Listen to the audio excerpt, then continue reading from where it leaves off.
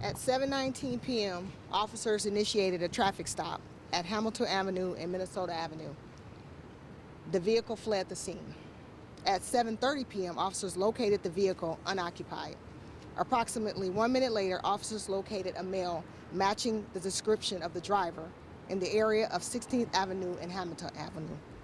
As officers were exiting the cruiser, the suspect produced a firearm and fired shots, striking an officer.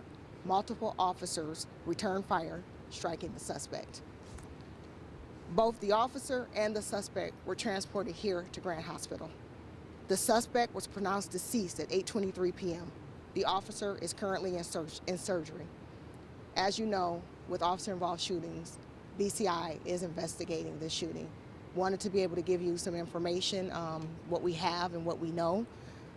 There's no doubt in my mind that what I know, that this suspect meant to kill this officer. And so I'm very appreciative that the officers were able to get this officer here to the hospital. I'm asking for prayers for the officer that was involved, and I'm also asking for prayers for the entire department. If anybody has any information or anything that they think would be beneficial to this investigation, we're asking that they reach out and email BCI at intel. It's intel@ohioago.gov. That's intel@ohioago.gov. So at this time, I'll take any questions. Can you tell us just about the officer's injuries, exactly where was he hit and kind of what's his process right now as far as surgery?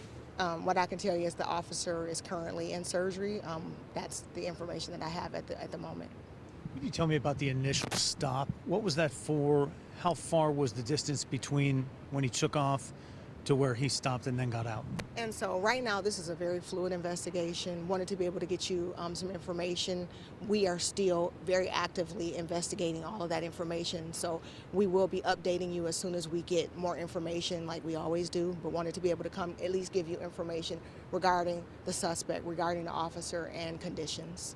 Do we know anything, I know it's early, but anything about the traffic stop at this point? Is it just a typical traffic stop, speeding, or what was the reason behind the officer pulling this guy over? At this time, I do not have information to be able to share with you, but again, as soon as we get more information, we'll give it to you. Just really wanted to be able to come out here, let you know the officer's condition, and again, ask for any information. If you have any information, if there's anything that anybody saw or think that they could provide to be able to help us in this investigation, please again reach out to either us or to BCI. And you said that you thought the suspect, it seemed, was trying to kill the officer. Just what's your reaction to the officer being hurt in this way? I am extremely very saddened by this incident, and I'm mad. I'm mad because our officers go out here every single day to serve and protect, and this incident is just a reminder of the dangers that officers face every single day. Is it abnormal to take both of them here to the same hospital? We are obviously looking into policies as it relates to things like that, but what I can tell you is that I'm very proud that our officers took the actions that they did to be able to get the officer here as soon as they could. It's certainly not protocol to have both come to the same place. How far from ideal would that be, in your opinion? It's not ideal. It's not ideal. It's not an ideal situation. But again, very proud of the officers. Their training, they leapt into action and wanted to help their fellow officers. So I'm very appreciative of them and very proud of the actions that they took, and they were able to get the officer here. The officer is currently in surgery. Have you had an opportunity to talk to the officer's family? Have not had an opportunity to talk to the officer's family. I know that they have reached out to the officer's family, and there is a loved one here with the officer. Can you tell us anything about him? I mean, is he a father? Any sort of background information like that? How long has he been with the department? At this time, we're not able to release any information as it relates to the officer. But again, just really wanted to let you know the officer is in surgery. Just wanted to be able to give you a condition and just let you know that when we do get information, as always, we will be able to give you more when that time comes. What about your CPD family after something like this? Again, proud of the officers. the job that we do every day. It's very stressful, very hard, but I can tell you they're dedicated to this community, they're dedicated to this division, and very proud of the work that they do every single day. So surgery, no condition update? Not at this time. And I just want to make sure I get this right. You know, the guy ran from the car, and as soon as the officers spotted him walking down the street, he immediately pulled his weapon. So the information that I have is that once the suspect was located, the officers approached, and that particular suspect opened fire on the officer. You know how many times? Not at this time.